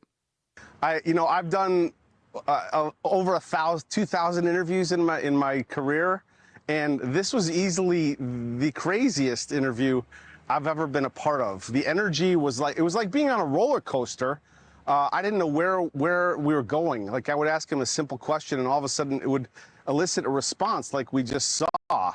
Now, remember, John Paul Miller has maintained that he put tracking devices on Mica's car to prevent her from purchasing a weapon. So Rich asked, if that was the case, why didn't you stop Mica from purchasing a weapon the day she died? In a letter to Mica, you admitted that you'd hired a private eye, and you apologized for slashing her tires, and et cetera, et cetera. And I said, why did you stop the private eye? Why did you stop, why didn't you know where she was the day that she died? He said, I stopped because I ran out of money. And so we moved on. And after the interview, he texted me, he said, I'm sorry, I lied. I'm so sorry. That was not the real reason. So this was like an all-day thing. What on earth? What was the real reason? What did he say? What did he actually say, Rich? Nice polo. Rich. And it was all over the map. He was fidgeting, touching his nose. I was just trying to hang on and make sure I got through my questions so that we got through the whole interview. And we did. We went for over 2 hours. So. But remember this, in an interview I did with Charlotte Korn, Mica's best friend, Charlotte says she thinks John Paul was tracking Mica moments before she died. According to Charlotte, John Paul called her immediately after church the day after Mica died and said this. What is it that he said to you? Well, I said, yes, sure, I'd like some more details, I suppose. And he said, well, she was supposed to go to work, but instead she went and bought a gun and then drove up to Lumberton. I thought she was coming to see you. And he paused there, and I just said, no, she wasn't. So John Paul said on the day Mica Miller died that he thought she was coming to see you. Yep. And it honestly kind of sent a shiver down my spine because it just sounded like he was watching her. So you believe that moments before Mica died, John Paul Miller was tracking her? That is how it sounded. According to local police, Mica Miller took her own life in a North Carolina state park. But the FBI continues to investigate John Paul Miller and Solid Rock Church. Oh, Lord. All right, y'all. One video left. Again, make sure you follow everybody down in the description. Follow everybody, y'all. There's too much craziness in this world. We gotta show some love every once in a while. Give everybody a follow. And here we go. Soul Search. Hit us with the truth. She tells it like it is, y'all. Shout out to Soul Search. Come on a live stream. So True Crime Read posted this rap sheet of ABL Salas. I might be pronouncing that incorrectly, but this is Mica's mother's current husband. Wow, True Crime Read, you're on a roll. Can you explain to us something? Because I mean, you posted this and you're not saying anything. She did say in the comments, well, whoever True Crime Read is did say in the comments that everybody's involved should have their record exposed. I don't know about that. However, other than that, what are you trying to say? Are you suggesting something like he's possibly involved with what happened to Mica? Like, help us out. Rhonda, that one tomorrow for sure. I saw that went up. Anywho, let's see what we got here. Burglary. Sentence in 1992. This is small. Okay, another one in 1992 is theft. 1995, burglary. 2019, another burglary. 2000. Okay, wait, hold on. Let me see. Let me do. Murder in a second degree intentional. It says convictions. It's okay. So okay. Yeah, that's what that says. Wow. Okay. And the final one, in 2000, criminal possession of a firearm, felon within 10 years. Already. Okay. He was released June of 2022.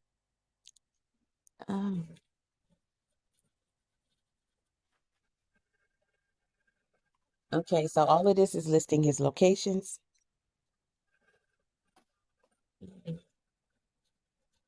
Did she say this was Mica's mom's new husband? Is that what she said in the beginning? Disciplinary reports, I guess, while in prison.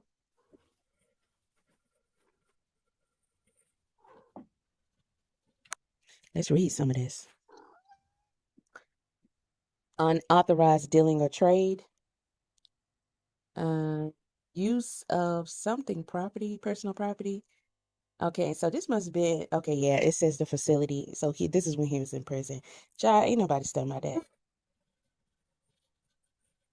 I guess this is his profile.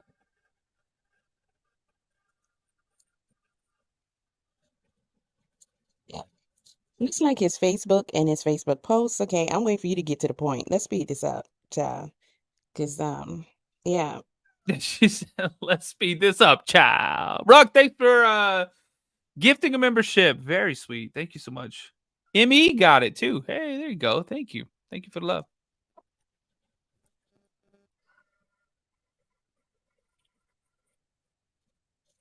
And this is just us showing, I guess, another insight into his crimes. Again, Mica, excuse me, is this thing on? Mica Miller? Yeah, okay. What's the relevance?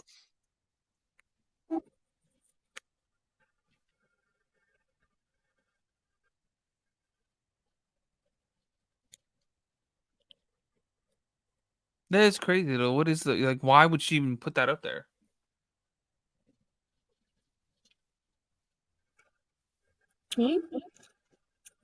Okay, why are you posting posts by her mom? Let's see. I woke up to drama this morning. My poor husband was real upset. Had to tell me that last night a man by the name of David Williams, in his opinion, was JP messaging him on Abel T. Salas' Facebook page. The guy said, "Is this your wife, Abel?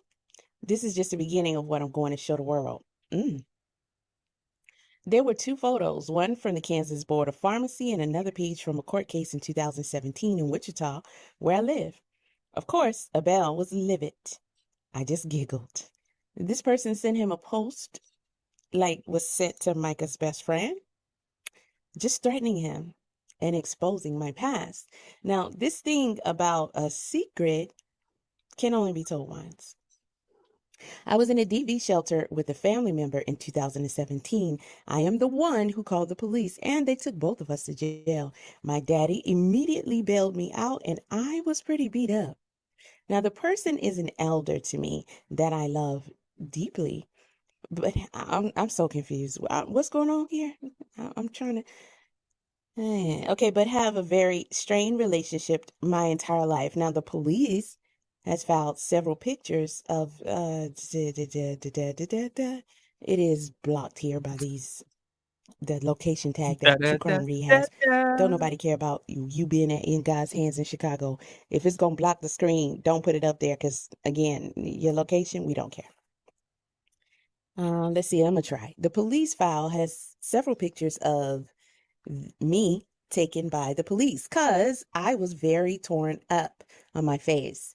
And 2 weeks later, I went before the judge to an earlier plea of guilty or not guilty. And I never. Basically, y'all, because I was confused at first too, but I'm pretty sure, correct me if I'm wrong here, but Micah's mother is remarried to this guy, Abel T. Sales, and True Crime Re posted all the, like, his rap sheet and then started taking screenshots of the wife, Micah's mom's, posts and things like that about it. Is that right? Thumbs up if you guys can confirm that. See, I don't watch any of these videos before we watch them, so sometimes I'm just as lost as y'all. But I'm fairly certain that's what this is now. Let's get some thumbs up going if we can confirm Never been that. to court before, so I was bawling. Mess standing before the judge. Oh, I was a bawling mess standing before the judge. True Crime Read, next time, cut that dumbass music. I didn't know what to plead, something to that effect. I can't see the other line. The judge kept looking at pictures in my file. The police had taken a look at my severely scabbed up face. Out of kindness, he had a solicitor come down and speak to me. My attacker was a family member. I was given two options. One, you could plead not guilty because I wasn't. You wasn't not guilty?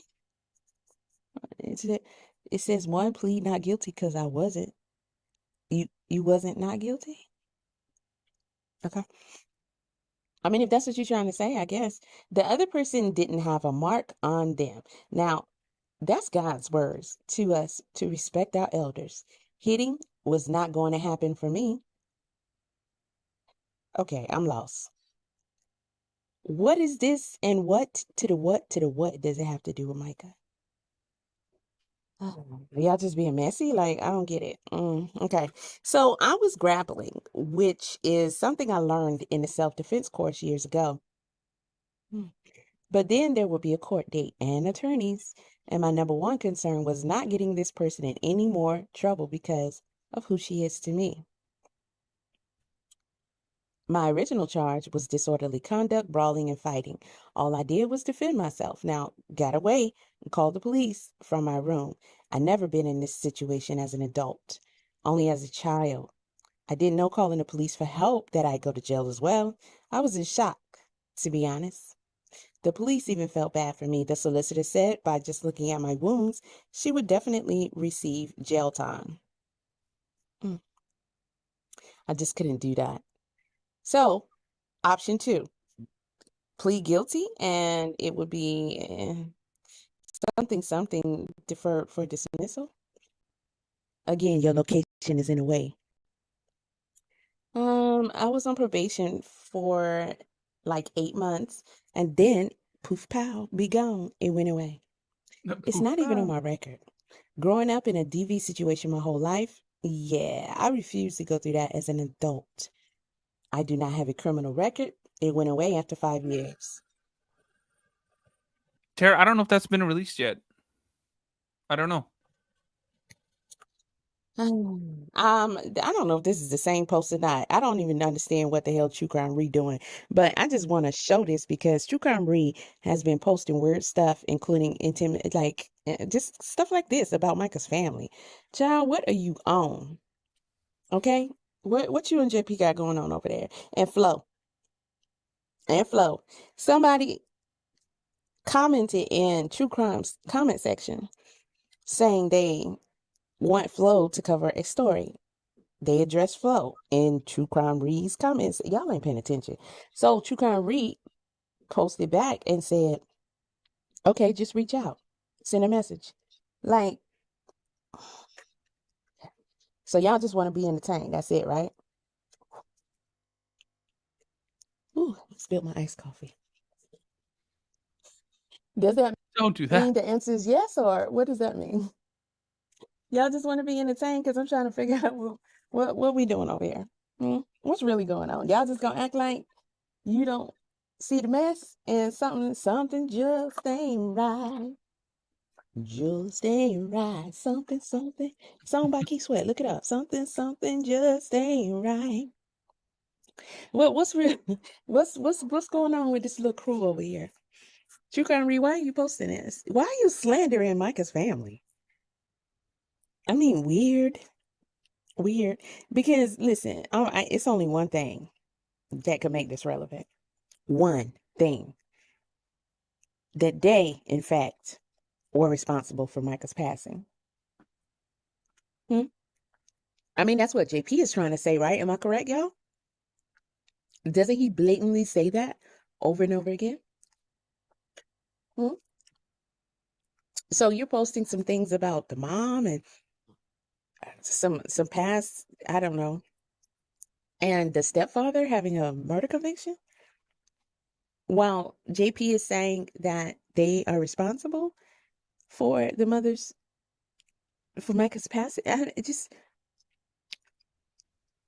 So we can That is very strange. surmise that this is to help.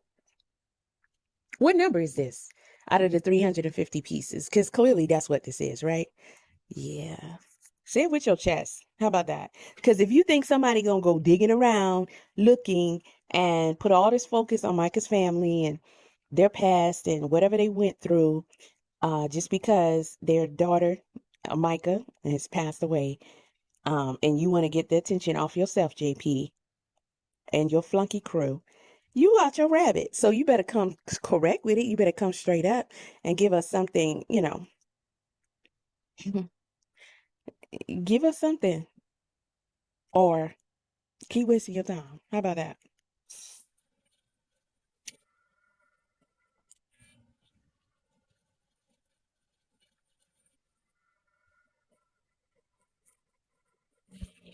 What was this at the end? Wait, what's that?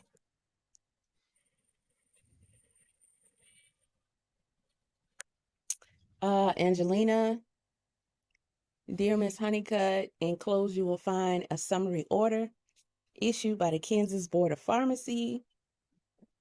So she's a pharmacist or a pharmacy assistant? Like, what's going on? If you disagree with the findings of fact, you will have to request a hearing. Instructions, file a written. Okay, what was the findings and what? See, we don't even. This is where you dumb at. If you was a real person, you come on here and talk, but you trying to hide your identity because you, JP, are one of his flunkies. So why don't you come on here with your whole face and your voice and speak like an adult, or you're going to have some problems harassing his family. Okay? You understand me? I hope so. Oh my God. Soul Search in the end. Whoa, that's it for tonight, y'all. YouTube, do me a favor. Hit the thumbs up button before you go. Help spread the word about the channel, the live stream, and all of the above. Hit the subscribe button. My name's Patrick. If you like the True Crime Lives, I do them every night. Virtually every night. Virtually every night. Unless I'm just absolutely exhausted and I can't. But, I mean, 28, 30 days out of the month, I'm live every night. So I love you guys, YouTube, Rumble. I appreciate y'all. Be safe. And I'll see y'all tomorrow. Make sure you go show love to all the creators that were in the chat, all the creators that are in the description, everything. I love you guys. Be safe.